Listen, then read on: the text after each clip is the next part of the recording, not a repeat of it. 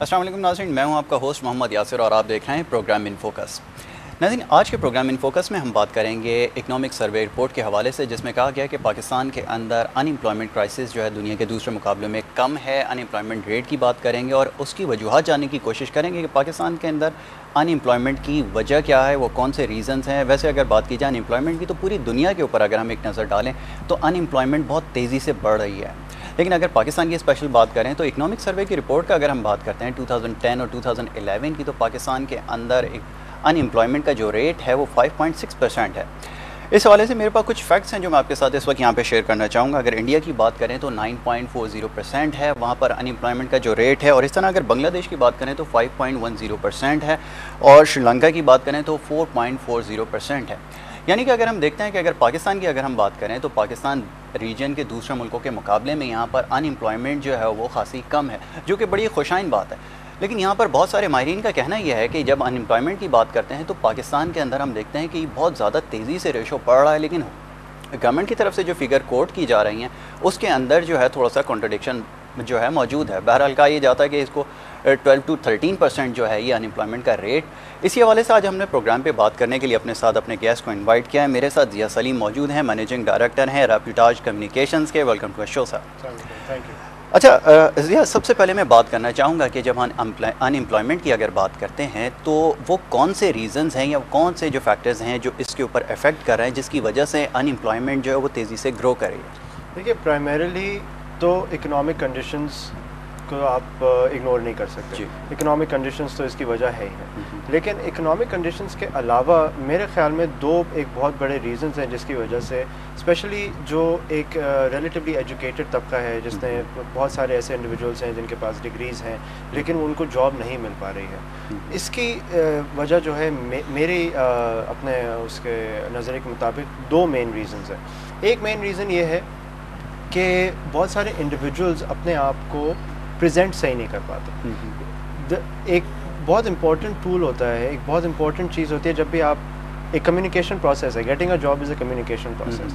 आप communication initiate करते हैं एम्प्लॉयर के साथ via your resume, via your CV, ठीक है। उस कम्युनिकेशन प्रोसेस के जवाब में एम्प्लॉयर आपको या तो सिलेक्ट करता है, शॉर्टलिस्ट करता है, इंटरव्यू के लिए कॉल करता है, उसके बाद प्रोसेस आगे बढ़ता है। तो वो जो फर्स्ट स्टेप है, और इसमें मैं थोड़ा बहुत ब्लेम दूंगा बहुत सारी यूनिवर्सिटीज़ और एजुकेशनल इंस्टीट्यूशंस को। उस फर्स्ट स्टेप को बहुत सारे अक्सर स्टूडेंट्स और अक्सर एजुकेशनल इंस्टीट्यूशंस सही तौर पे इंटरप्रेट कर ही नहीं पाते। इसी रेज्यूमे की जो इम्पोर्टेंस है उसको बहुत ज़्यादा अंडर वैल्यू किया जाता है।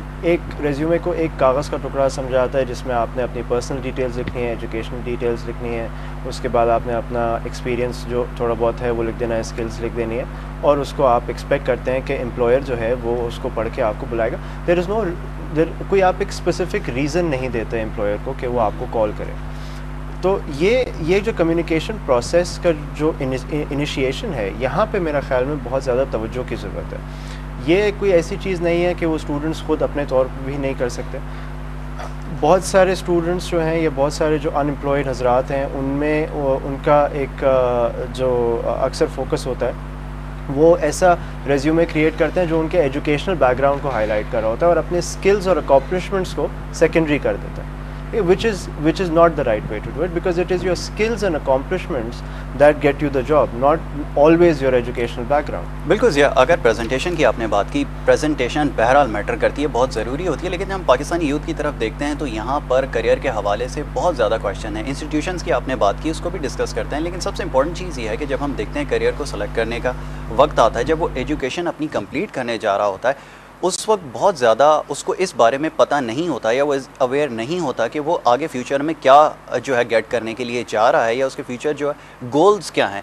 शायद ये वजह है जो उसकी जो प्रॉब्लम आगे क्रिएट करती है कि जब तक हमें अपना एम हमारा सेट नहीं होगा तो प्रेजेंटेशन तो हमारी ज़ाहिर है फिर ठीक नहीं होगी। बिल्कुल, देखिए हर चीज़, बिल्कुल आपने बिल्कुल सही कहा, हर चीज़ ऑब्जेक्टिव से शुरू होती है। आपका ऑब्जेक्टिव क्या है, वो आप अचीव क्या करना चाह रहे हैं, उसी के बेसिस पे फिर आपका जो पूरा कम्युनिकेशन प्रोसेस है। देखें, इनर जिसे कहते हैं ना, योर इनर बिलीफ या इनर डिज़ायर या इनर आपका जो एक एम है वो क्रिएट करता है आपके आउटर इमेज को, ठीक है। तो काउंसलिंग की बहुत ज़्यादा कमी है।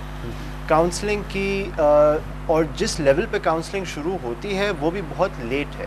بیکاز آپ دیکھیے بہت سارے students in my area as well I have interviewed a number of students جو کہ مجھ سے مطلب اگر میں ان سے پوچھوں کہ آپ نے کسی ایک پرٹیکولر سبجیکٹ میں میجر کیوں کیا یا کسی ایک پرٹیکولر ایریا میں HR میں مارکیٹنگ میں میجرز آپ نے کیوں چوز کیا, تو ان کا جواب انفارچونیٹلی یہ ہوتا ہے کیونکہ باقی چیزوں میں ان کو انٹرسٹ نہیں تھا. That is not a reason you choose a subject. ان کو پتہ ہی نہیں ہے کہ ایگزیکٹلی اس چیز کے کیا فائدے ہیں, آگے جا کے یہ پرٹیکولر سبجیکٹ ان کو کیا اپرچونیٹیز ان کے لیے کریٹ کر سکتے ہیں. ایک پروسیس ہے, ایک پروسیس سے وہ چلتے جا رہے ہیں, ڈگری ان کے پاس آ رہی ہے, بٹ وہ اسکل سیٹ ڈیولپ نہیں ہو رہا جس کی امپلائر کو ضرورت ہے. دیکھیے ایک اکنامک کرائسس تو ہے نو ڈاؤٹ, ٹھیک ہے, تو جاب مارکیٹ شرنک تو ہوتی ہے, لیکن اب اس جاب مارکیٹ شرنک ہونے میں بھی ایک اپرچونیٹی ہے.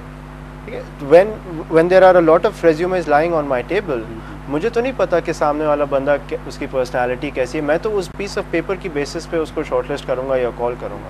But that piece of paper needs to be a functional resume rather than an educational history.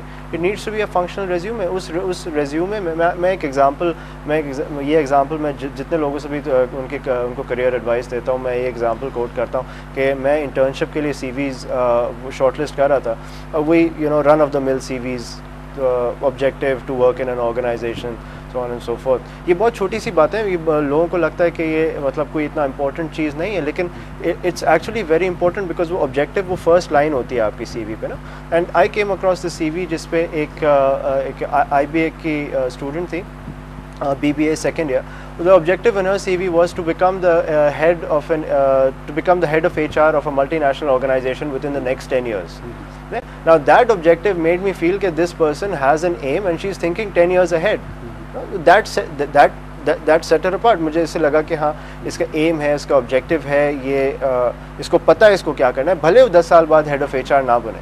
It's not necessary کہ اس نے وہی بننا ہے, ٹھیک ہے, لیکن ایٹ لیسٹ اس نے اتنا سوچا تو صحیح کہ میں 10 سال بعد مجھے کیا کرنا ہے.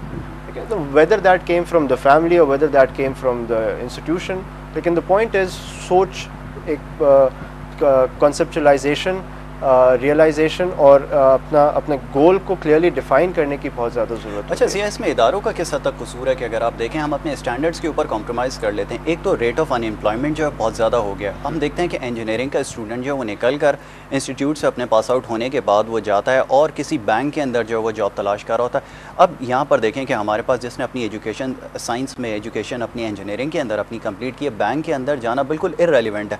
ہمارے جو انسٹیٹیوشنز ہیں یا ادارے ہیں وہ اس کے اوپر اسٹینڈرڈس کے اوپر کمپرومائز کر لیتے ہیں. انجینئرنگ اسٹوڈنٹ کو وہ تیار ہو جاتے ہیں کہ ہاں ٹھیک ہے آپ ہمارے پاس کام کریں, ہم آپ کو ایک سرٹن ٹائم پیریڈ تک آپ کو جو ہے پریپیئر کر کے جو اس قابل بنا لیں گے کہ آپ کر لیتے ہیں, اور اس میں وہ خوش بھی نظر آتے ہیں. تو آپ اس میں کس کو زیادہ قصوروار ٹھہرائیں گے؟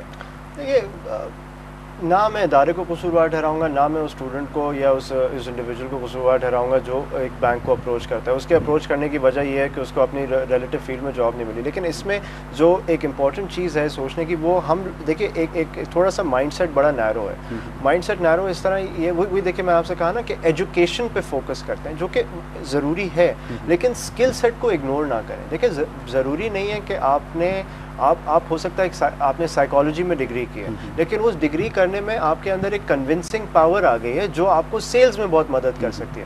تو ضروری نہیں ہے that you become a psychiatrist after doing a psychology degree. تو education focus job search is the blame that I will put on the individual, کہ وہ ایجوکیشن کی بیسس پہ ہی اپنے ڈگری کی بیسس پہ ہی وہ جاب ڈھونڈنے نکلتا ہے, ٹھیک ہے, اور بجائے اس کے کہ اپنے اسکل سیٹ کو اینالائز کریں. اور پھر ادارہ دیکھیں, ادارہ جو ہے اس کو ایک اگر میں صرف ایک core business point of view سے دیکھوں تو اس کو ایک ریلیٹیولی چیپر آلٹرنیٹیو مل جاتا ہے, ٹھیک ہے نا, بجائے اس کے کہ وہ ایک اسپیشلائزڈ اس ایریا کے لیے کسی بندے کو ہائر کرے, ٹھیک ہے, وہ ایک somebody who's not as experienced in the area, اس کو ایک چیپر آلٹرنیٹیو مل گیا. تو perhaps you can say کہ ہاں, لیکن at the end of the day اگر آپ دیکھیں رزلٹ کیا ہے کہ اس بندے کو ایک جاب مل گئی ہے, تو قصوروار تو I think to begin with وہ آرگنائزیشن, وہ انسٹیٹیوشن ہے, وہ ایجوکیشن انسٹیٹیوشن ہے جس نے اس اسٹوڈنٹ کو پریپیئر کیا ہے فار دا جاب مارکیٹ. ٹھیک ہے ضیاء. اچھا ضیاء, بات کریں گے کچھ اس سے ہٹ کے اگر تھوڑی بات کریں, ہم دیکھتے ہیں کہ جیسے ان امپلائمنٹ کا ریٹ دنیا میں بڑھتا جاتا ہے, اگر ہم یورپ کی بات کریں, امریکہ کی بات کریں یا پاکستان سے باہر کی جہاں پہ بھی بات کریں,